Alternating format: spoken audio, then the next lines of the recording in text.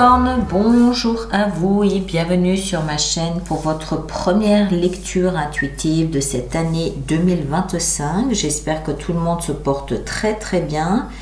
Cette lecture vous concerne que vous soyez signe solaire, ascendant ou lunaire en Capricorne. Alors, arcane majeur, on a le monde dans votre énergie. On a la justice dans la vie professionnelle et financière. On a coupe, épée, bâton, coupe, coupe, bâton, bâton. Une seule épée. Et ici, dans ce que vous désirez le plus. Le reste est fait de bâton et de coupe. Donc, beaucoup d'émotions. Plus que d'habitude, plus que les autres fois. Les émotions, que ce soit la passion, que ce soit la tendresse, que ce soit l'émotion simple, seront peut-être au menu du mois de janvier. D'autant plus que vous avez quand même la lune ici qui vient vous impacter, vous influencer de l'énergie de l'extérieur. L'extérieur, regardez cette carte. L'extérieur, l'énergie ambiante, environnante, elle est à la lune. La lune, c'est quoi? C'est tout ce qu'on sait exister, mais qu'on ne voit pas. D'accord? C'est ça l'ambiance extérieure de ce mois de janvier. On le voit très bien ici sur l'illustration. Il y a le clair, le vivant, et il y a tout ce qui se passe, son homonyme qui se passe j'ai presque envie de dire dans l'inconscient, dans la pénombre. C'est tout ce qui n'est pas révélé. Alors, ça va être un mois un peu bizarre, un peu comme ça, parce qu'on a dans votre énergie, on a le monde et on a le valet de coupe. On a ici un tenant et un aboutissant. Le monde nous explique qu'il y a quelque chose qui s'arrête. Alors, c'est pas dans la vie active, c'est pas dans la vie de tous les jours, c'est votre énergie. Donc, il y a quelque chose en vous qui s'arrête. Vous aimez un pays ou une ville et puis subitement vous ne l'aimez, enfin subitement, ça s'est construit bien sûr, mais un jour vous réalisez subitement que vous ne l'aimez plus, qu'à la place vous aimez la montagne ou vous aimez la mer. Quelque chose comme ça. Il y a quelque chose qui s'arrête, d'accord, parce que vous êtes arrivé au bout de votre expérience, parce que vous êtes arrivé au bout de votre construction et à la place vient prendre racine quelque chose de nouveau que vous découvrez aimer. Bon, ça va, jusque-là ça va. Tout ça dans cette atmosphère ici de clair-obscur, de choses cachées, pas encore révélées. Alors, encore une fois, évidemment pour chacun ça va être différent, vous allez me dire. Pour certains, ça peut être dans leur vie professionnelle, sentimentale, la vie de tous les jours. Moi, j'ai plus l'impression que c'est interne. C'est à l'intérieur de vous que vous réalisez que l'autre Capricorne s'est transformé, s'est éteint en 2024. Et que ce mois de janvier 2025 voit naître, voit émerger une nouvelle version du Capricorne que vous êtes. D'accord? C'est schématisé, mais enfin, je suis sûre que vous comprenez ce que je veux dire. Vous, ce que vous voulez le plus, c'est être le plus discret possible. 7 d'épée.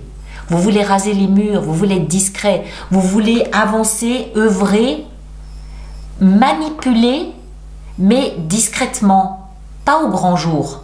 Pourquoi? Peut-être parce que vous n'êtes pas encore sûr de ce que vous faites. Peut-être parce qu'il y a encore des choses qui doivent être réglées en interne. Peut-être parce qu'il manque encore des validations ici ou là. Cette d'épée nous explique que vous avancez intellectuellement, parce que c'est des épées, donc c'est dans la tête, c'est les pensées, c'est le mental, c'est le cérébral. Vous avancez vos pions, mais mine de rien, d'accord? Sans trop en parler, sans trop dévoiler vos plans, vos projets, tout ça. Ce qui va vous aider, c'est la 10 de bâton. 10 de bâton, c'est les obligations qu'on porte sur soi. C'est les fardeaux, c'est ce qu'on est obligé de faire au quotidien. Alors, ça nous pèse. 10, c'est pesant, c'est lourd, ça commence à devenir... c'est trop lourd à porter. Donc, ce qui va vous aider, c'est peut-être soit de vous rendre compte que ce qui était auparavant un plaisir devient une charge, soit de commencer à réfléchir à comment poser cette charge. Je vous rappelle, vous n'êtes plus pareil. Quelque chose, c'est atténué de lui-même. Vous êtes arrivé au bout d'une expérience. Donc peut-être que vous comprenez que, ok, ce qui me plaisait avant, il faut que je m'en défasse pardon. Il faut que je m'en défasse petit à petit, que je laisse partir tout ça. Très discrètement. C'est pas un mois de grand éclat. C'est un mois où vous avancez, vous progressez, mais dans l'obscurité. Ce qui représente votre défi, c'est la 3 de coupe, c'est-à-dire tout ce qui est proche de votre cœur. Vos amis, vos fidèles, votre noyau très, très fermé de copains, copines, la famille. C'est le noyau dur qui vous a toujours accompagné, qui était toujours là avec vous, sur qui vous pouviez compter et à qui vous apportiez votre aide quand c'était possible. Ça représente un défi ce mois-ci. Pourquoi ? Est-ce que c'est au cœur de cette problématique? Est-ce que c'est au cœur des obligations? Est-ce que c'est connecté au fait que vous avez changé? Que ce qui vous plaisait avant ne vous plaît plus?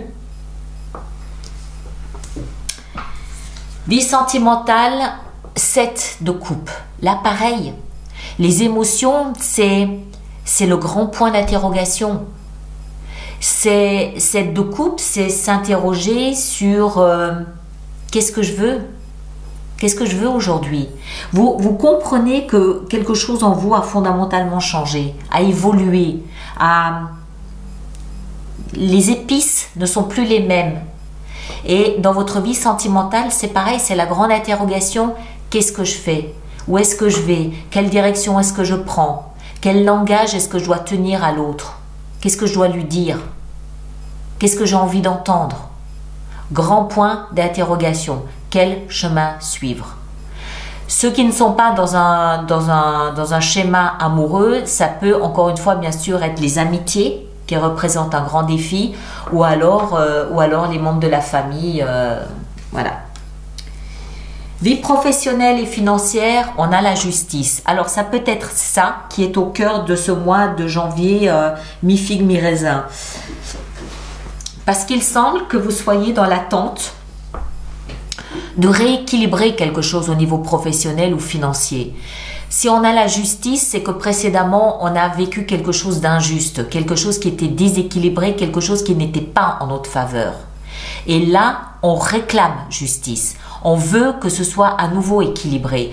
Alors, ça peut être en termes d'argent, ça peut être en termes de reconnaissance, ça peut être en termes de responsabilité, oui, mais ça peut aussi être en termes de valeur, de reconnaissance, de principe.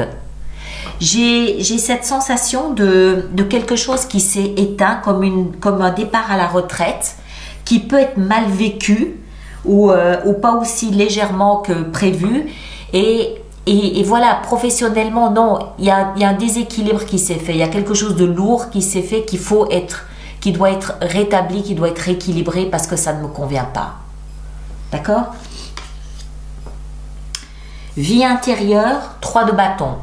Vous savez très exactement ce que vous espérez, ce que vous souhaitez voir arriver, à l'image de cette jeune femme qui attend la grande vague pour pouvoir surfer dessus.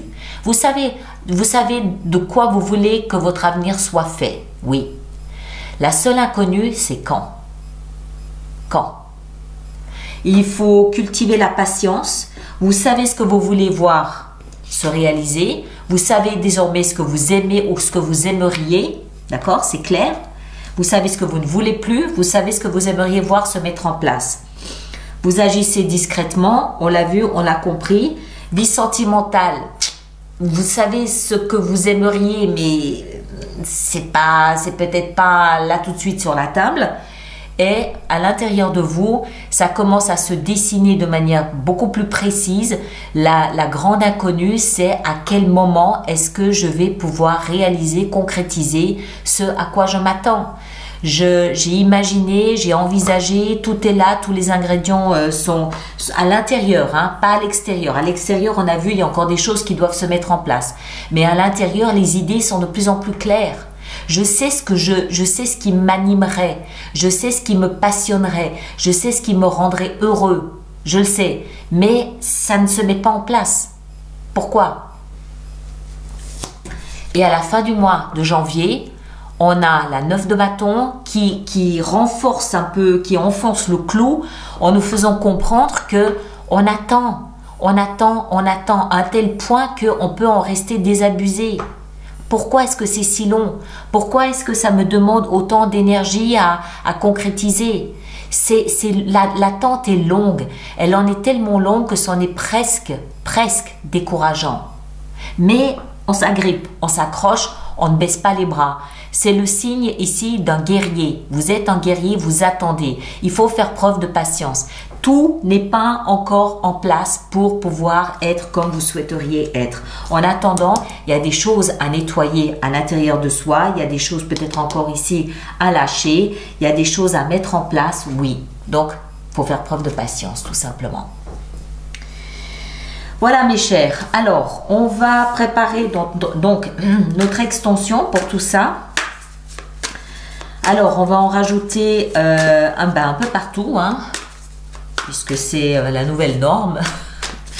On va en mettre une ici en haut. Ah ah, la force dans votre énergie. C'est très bien, ça me va, ça me convient, c'est parfait.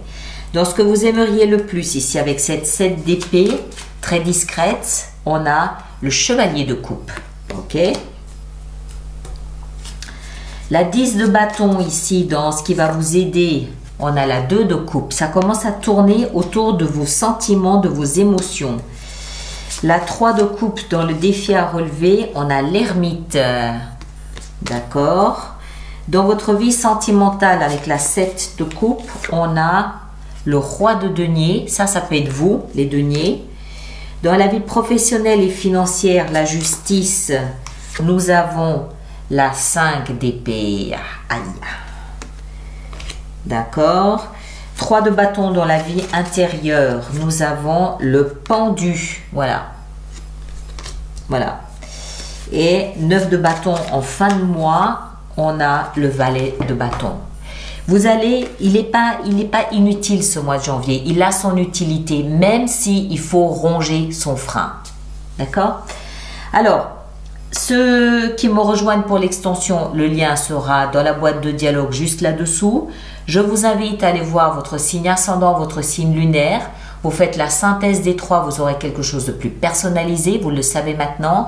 Et puis merci à vous de partager, de liker et surtout de laisser vos commentaires pour les autres personnes du signe du Capricorne. D'accord? On va commencer tout de suite notre extension. Donc on l'a vu, un mois qui est en mi-figue, mi-raisin. Teintée, mais cette teinte, elle se construit, elle se bâtit, elle se pétrit dans l'obscurité. C'est exact.